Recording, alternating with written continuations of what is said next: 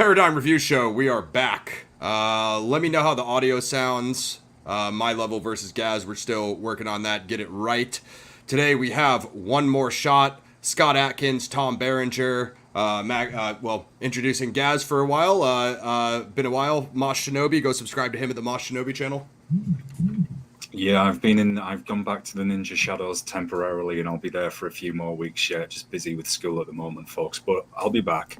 Yeah, he'll be in and out. He'll still be doing things with me and the Paradigm Review Show on Saturdays when we have things that we feel like that we want to review, which today, of course, as I said, the One Shot, Scott Adkins, Michael Jai White, Tom Berenger. This is the sequel to, this is One More Shot. This is the sequel to One Shot, which I wanted to review that one when it came out. We didn't get around to it, but I think it's, just something kind of new and fresh to the action genre that I wanted to bring to you guys. As we said in the description, and as guys could read on IMDb and other places, first of all, check out the trailers. I think both trailers are on Scott Adkins' channel as well as other channels. But what makes these action movies different than the many other Adkins movies we review, or many other martial arts and action films that we review, is the director James Nunn actually shoots this, essentially all the action sequences in the entire film in one shot, in one take, meaning there's no cutaways, multi-cameras, multi-cutaways, things that you're used to seeing in other movies, action movies, and just movies in general. You're used to seeing a lot of cuts, a lot of angle changes. So you're not going to see any of that in the One Shot franchise, which I found interesting. I think Gaz and I both like the first one. The first one looked to me like it had a little bit higher of a budget. It did have Ryan Phillippe. There was quite a few more named actors. Just for sake of trying to pull that one up for you guys. One Shot. It was 2021. And just give you guys some backstory. An elite squad of Navy SEALs on a covert mission to transport a prisoner off a CIA black site island prison are trapped when insurgents attack while trying to rescue the same prisoner. So generally a basic plot, nothing wrong with that. It was Scott Adkins, Ashley Green Corey, and Ryan Phillippe. And yeah, that one I thought was awesome. It only has a 5.6 on IMDb. I gave it a 7. We're talking about the first one now, One Shot. And then back to One More Shot. So this dropped a lot more recently. So they added Michael Jai White to the mix. That's a PXF fan favorite. Of course, Scott Adkins, as we said. Tom Berenger plays the CIA agent, Mike Marshall. I thought Tom Berenger worked as the CIA chief of he was pretty good. What was your take, just starting with him? Yeah, I thought he was pretty good, actually. Played the role well. It was nice to see him, get some shine. Yeah, definitely one of the standouts. Yeah, Tom Berenger, he's of legendary 90s sniper fame, you know what I mean? If you're OG 80s, 90s action head, of course you recognize the name Tom Berenger. And again, he's the age is up for him, so he's not really in like the same type of elite sniper assassin roles that he took back then, but obviously has the combat role experience. He still did get some pistol action in this, and maybe just your take on some of the so the way they set it up, I thought they get it moving pretty quickly.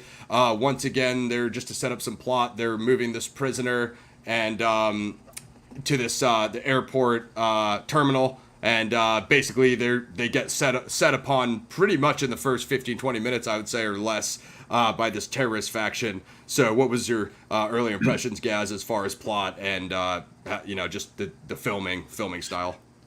I really like the filming style. Definitely follows on straight from the first movie. It really gave it a sense of there's another movie called Hardcore Henry, which was done in like a first person, like it's essentially a movie of a first person shooter perspective. Yeah, I've seen that.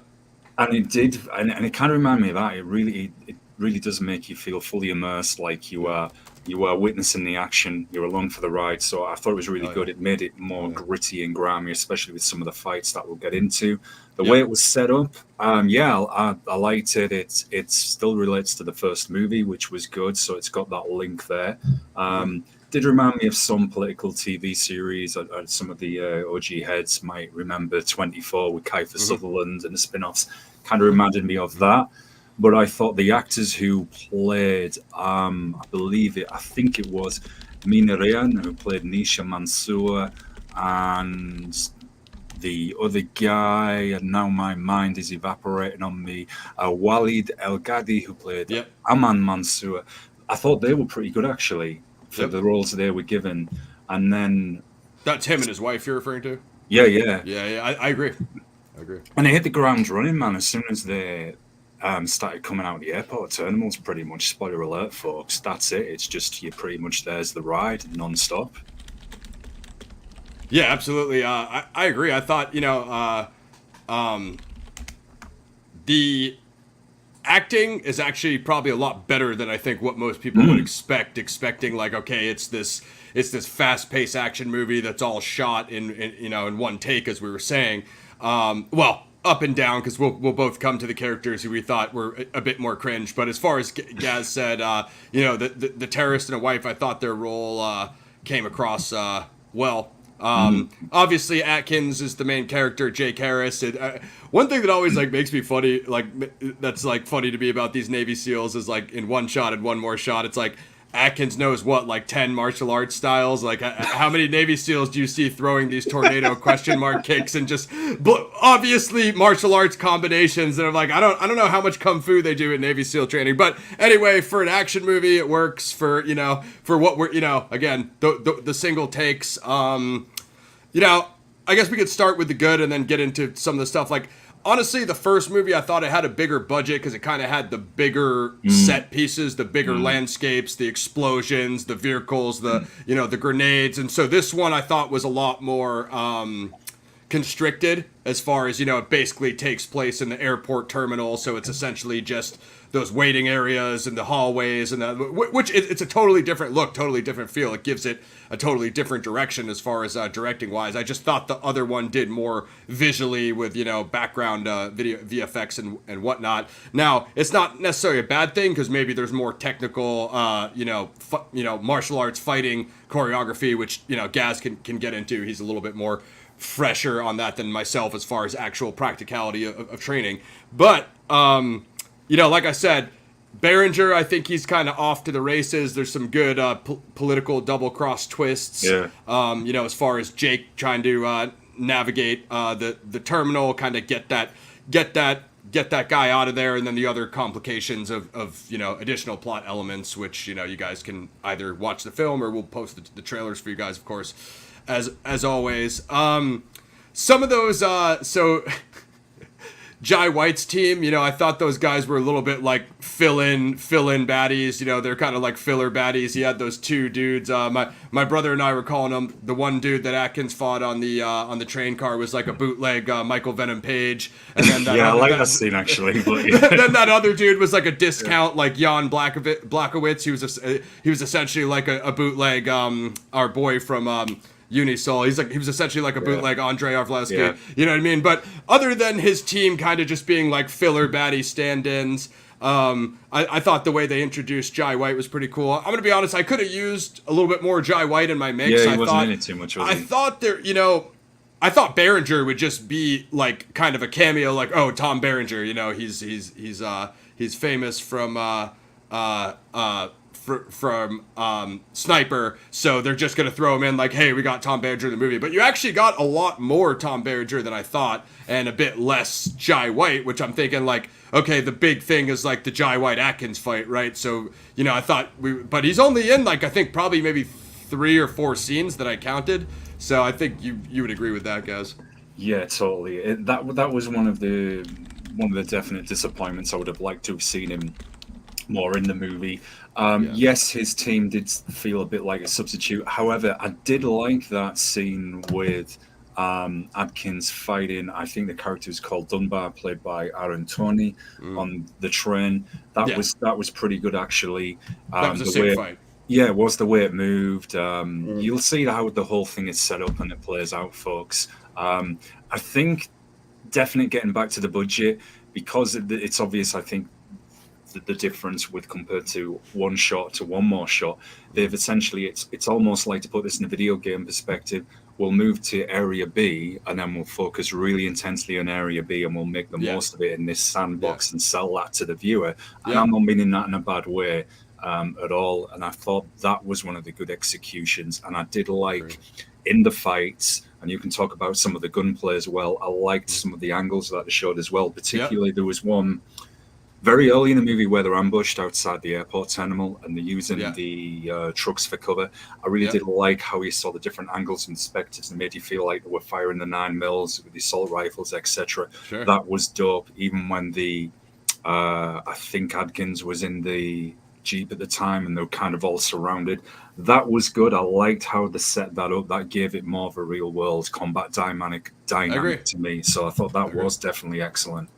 Yeah, what's interesting, or as Gaz was saying, is some of the long shots and the pullouts, because you're really not going to get the flipping of the camera as we described earlier. It's kind of just a pull back, and when they show you that back angle, the camera literally turns. So, as Gaz was saying, that kind of gives you that first person perspective. You know, especially with the close quarters combat, as Gaz was saying, it does kind of give you that feel as you're standing there in the hallway watching these two guys fight right in front of you, as opposed to you're on your couch watching a movie and it's 1,000 miles away in a movie scene. It does, the director James Nunn does give you a good job of giving you that intimate choreography perspective, as Gaz was saying. A couple decent fights, despite the one Gaz said on the train car, which I think that was a knife fight, right, Gaz? So that was pretty sick between the handrails or the hand poles. That one fight on the stairwell, where I think Adkins question mark kicks him off and it zooms down and shows the body. That was mean, brutal. You know. That was mean. And then the way the enemies pop up on them kind of randomly and start shooting at them, it does give you that realistic I don't want to say randomness, but like abrupt feel, because like it moves like 1 second, you'll have a little bit of dialogue, or like, whoa, what are they slowing down with the talking scene? And then within seconds, they're on them, shooting at them. You're like, okay, that's kind of realistic, because you wouldn't just be sitting there in a terminal under attack having that long conversation with no one coming at you. So that was pretty cool. Another one I want to highlight is, I believe I don't know if it's in the back of one of the kitchens, but it's that tight hallway with the crates. And I think Atkins starts with the pistol and goes to, I believe it's the MP5, as Gaz was saying, with those kind of close quarter shots. And he hides around the corner and waits for them to come by. And then they have the long rifles and he disarms them. I really like that claustrophobic. Takes you back to, say, Raid Redemption or any of those other, maybe some of the early Tony Jaa stuff, where even some of the early Jet Li stuff, where you have those like claustrophobic room fights and they're just in that tight hallway, and obviously Atkins is outnumbered because he's got very few men with him, and the terrorist cell has the however many hundreds of the mercs they hired. So pretty much indispensable body bags of the baddies. I mean, it's just a run and gun. I don't know if anyone's done the kill count for it on YouTube, but that would be an interesting exercise for you guys to do when you do your rewatch. See if you can count the kill count, because it'll be a massive one by the end. yeah, definitely, for sure. Yeah. I thought, with that said, where it was showing you things happen very suddenly and then abruptly in moments, I thought this is something that perhaps people will miss.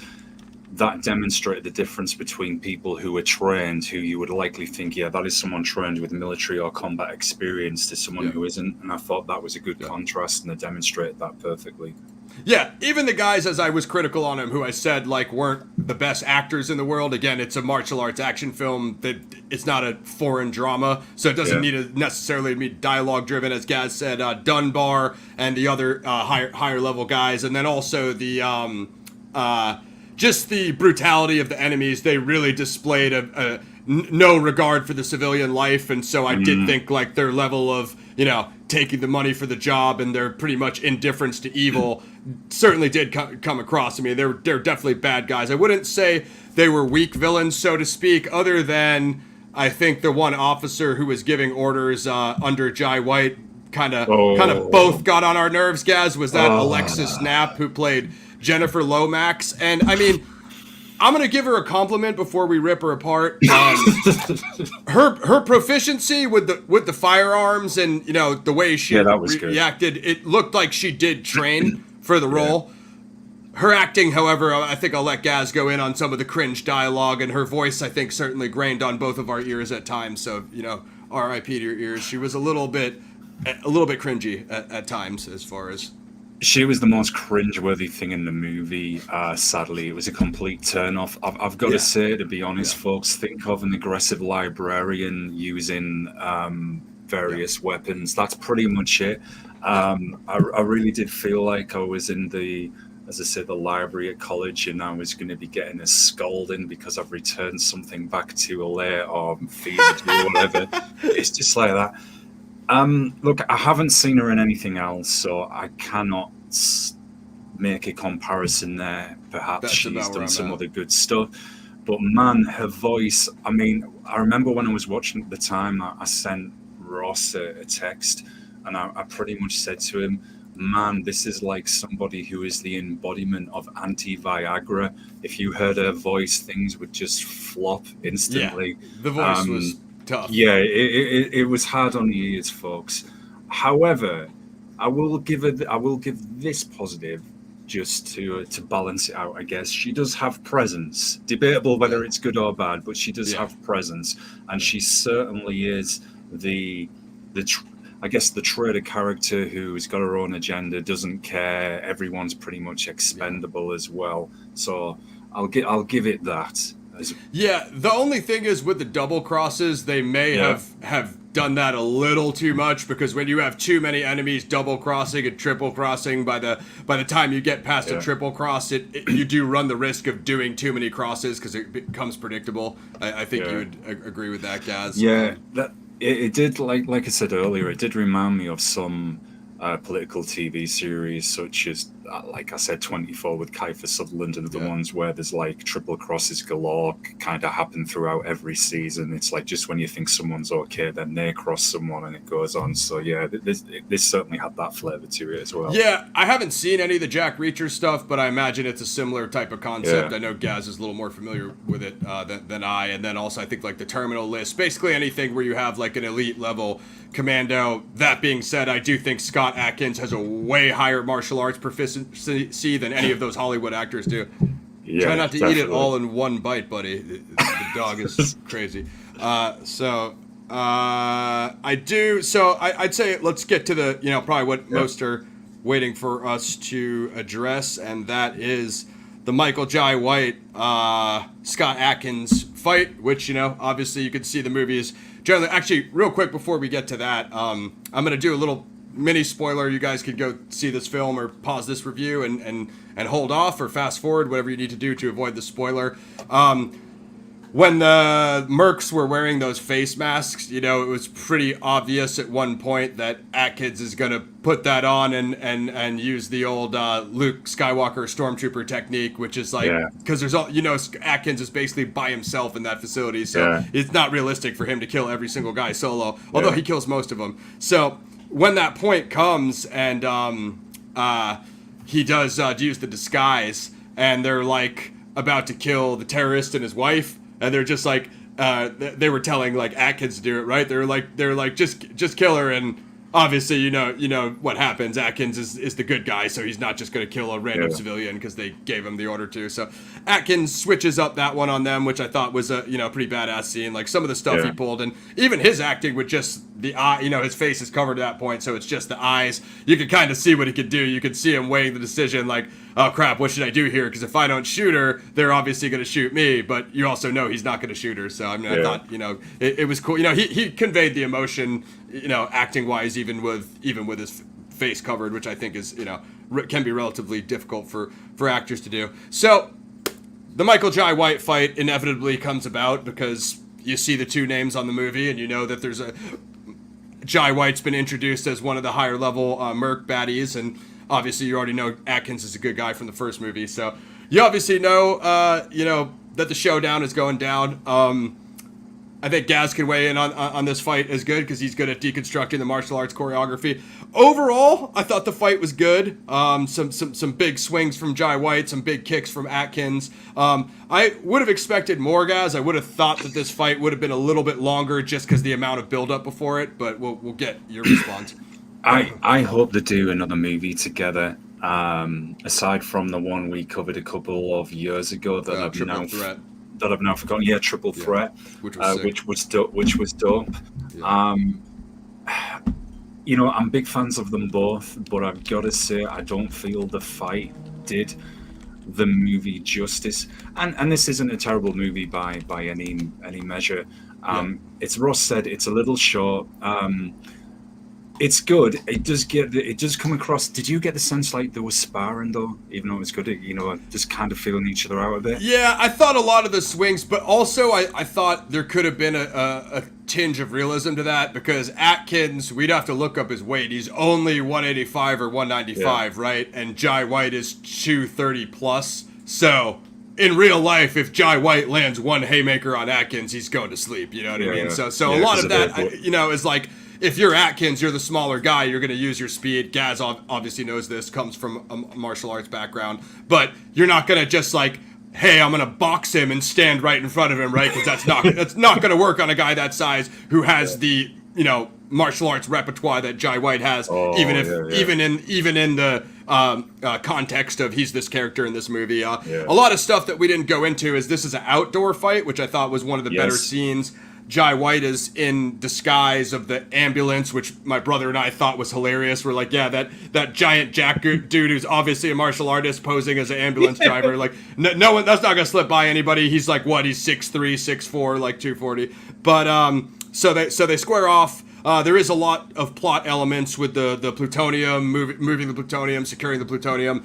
Gaz and I didn't go much into that. I feel it's just easier for you guys to watch the film anyway, and it's not that much of an in-depth plot that it should go over your head or slip by you in any way. So there's some good back and forth with them, and and I feel the outdoor that kind of got out of the claustrophobic indoor firefight scenes that Gaz was alluding to earlier. I think it's for that reason. That's why they did it.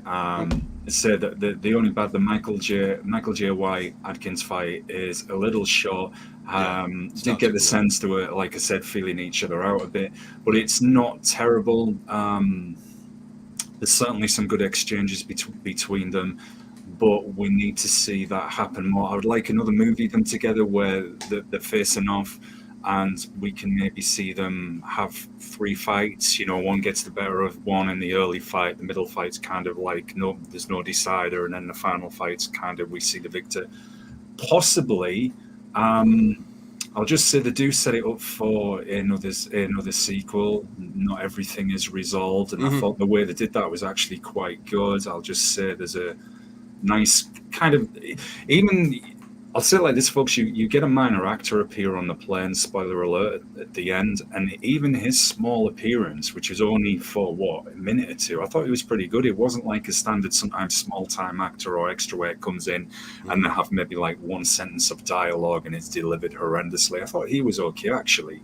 So it does leave it with a follow-on, and it would be interesting to see if they get an increase in budget, or if they've got the same budget or less, if they're going to right, we'll maybe focus on a particular environment here and maybe try to do something different, maybe to continue the outside urban feel, possibly with them pursuing each other. That could possibly work. Shout out to Mr. Fleck Nasty as well. You're making me think of a band who've got a very similar name to that. But anyway, it's just thanks for coming through, man. It's appreciated. Yeah, if you just won your scratch ticket while watching Paradigm Review Show, that's just further proof that PXF is the truth. So as far as what Gaz was saying, I felt the outdoor setting for the showdown fight opened up Adkins for the the aerial kicks, the question mark kicks, the tornado kicks, which was definitely interesting. Jai White obviously dodging the kicks. He's the taller fighter. As Gaz was saying, I wouldn't even be mad if that resolution that Gaz was just referring to, the Adkins Jai White fight, if that's in One More Shot 3 or One Shot 3, because as Gaz alluded to, they did kind of leave it open for that. So I'm just gonna give the spoiler. So this fight is not resolved via combat. Adkins actually, I think we said Jai White's character name earlier. I mean, when we say Michael Jai White, you guys should know who we're talking about. He's probably one of the highestly well-known names in martial arts action. He's Robert Jackson, as Gaz just said in this film. So Adkins, Harris handcuffs Jackson to the items in the background. So that's out. That's kind of his workaround to get through the fight, which I thought was a realistic resolution, because Jai White is the way bigger fighter. So if it came down to just significant strikes or Jai White throwing a massive kick or a massive punch, he definitely has way more knockout power than Adkins has. Despite a movie, even watching that, sizing the two of them up, you can clearly see that that's the case. I'd say, Adkins is the younger fighter. I don't know if that would necessarily make a difference. Probably not in this context. So he also leaves Jackson alive. So if he leaves him to get arrested, which I think is badass, because if Jackson escapes before he gets arrested, then obviously he wants revenge on Harris, as Gaz was saying. Yeah. So if they can set that up with either a couple more decent fights in One Shot 3, or I would even just settle for a little bit more build-up with a much more, Harris handcuffed him last time, let him live, but this time Jackson's coming to kill him. Well, then he's going to have to stop him next time. He's not going to just handcuff him every time and leave him there. This isn't Batman, So. Yeah, exactly. And they could even set that up even with more plot, because here's another spoiler, folks. One more spoiler, I guess. There is someone on the inside who they're working with, if I remember right. I think, isn't it on the... Because I'll just say Lomax and several of them managed couple moles. Yeah, managed to elude, and there's definitely a high up mole. And I think, if I remember correctly, we don't know who that is yet. As I said earlier, if you think of various political TV series that have been around since the 2000s to present, mixed with martial arts, that is pretty much One More Shot. A lot of espionage. Nice. Yeah, and I'm a big espionage guy. We haven't gotten too much into it's interesting, isn't it? Yeah, the Tom Clancy's and the Marcinkos. You guys have seen us do Bond, which Gaz and I are relatively general, essentially MI5, OG Bond fanboys, but clearly haven't done much with it, given that was Craig's last film, so we're waiting to see where that franchise goes. Good or a bad thing, depending on who they pick to helm the franchise. But anyway, that's pretty much all we got on One More Shot. I definitely recommend you guys check it out. I would start with the first one, see if you like that, if you're interested in that type of filming style. Definitely kudos to the director, kudos to Adkins. I pretty much like everything he promotes on his channel. I would say go ahead and subscribe to Scott Adkins' channel as well. He does the Art of Action film series, where he interviews martial arts stars. He's had literally everyone on there. I don't know if he's had Jean-Claude, but he's had Seagal. I'm pretty sure he's had John Hyams, who Gaz and I interviewed, the director of the Universal Soldier franchise, the later films. He had Keanu Reeves recently, where they talked John Wick and Point Break. That was excellent. I think that was his biggest one. Really, really good series. Mark Dacascos, basically all of his martial arts action co-stars Adkins has on there, and he does deconstructed choreography, kind of like me and Gaz just did, only he actually shows the scenes. He's like, hey, let's take a look at this, and then he talks a breakdown with the actor, which is sick. The Keanu Reeves one was 2-part. That was excellent. So definitely, anyway, subscribe to Adkins' channel. I believe he's got a Patreon as well. So while you're signing up for our Patreon here at PXF Zodiac Files, go over to Scott Adkins' channel, subscribe there, and sign up to his Patreon. I think that's generally everything. We could do our quick ratings. So One More Shot. It only has a 5.5 on IMDb, which I think is kind of bullcrap. I did give it a 6, but I would give it up to a 7, to be honest. 7. Yeah. You're around the same. So yeah, I'd give it a 7. I just want to shout out 2 movies for Fleck Nasty and anybody else. Definitely check out one of Jay White's earlier films, which I believe is Born. That's a pretty great movie.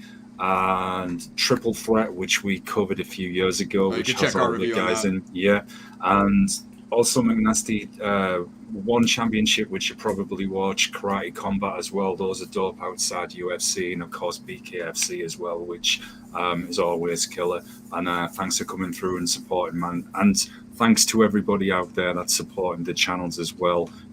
Don't forget to follow and subscribe to Planet X Films, Mosh Shinobi as well. I am on a bit of a hiatus at the moment with school, but I will be here for random shows like this with Ross in a weekend, and of course follow the Zodiac series as well that Ross does.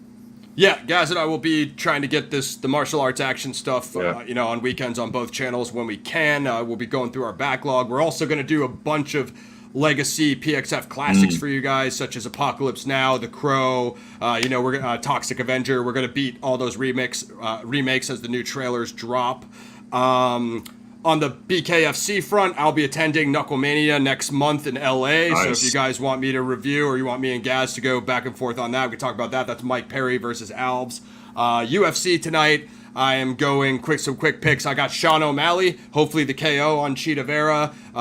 Maybe Burns, that's going to be a tough fight. I want Poirier to win, that's going to be a tough fight. I'm hoping Piotr Jan beats Song, that's going to be a tough fight. So we got a sick main event. And then, of course, we haven't even mentioned the AJ knockout from yesterday, guys. Knockout Chaos and Raida. That was insane. It was, and he's challenged. Apparently, I haven't read too much on this because I've been in the books all day with school, but he supposedly, from what I read, has challenged Tyson Fury. Yep. Has said, look, let's get it on. And one thing I've noticed, this seems to be a more focused, serious AJ again. Back on his game. I mean, he took this fight seriously. I think Tyson, or respect, maybe didn't do that first time around. Yeah. Certainly wouldn't do that again. No. But no, AJ looked sharp, was on point, man. And, Tyson better be careful with AJ too, because we know I don't think Francis has ever been finished. So he got crazy, knocked out.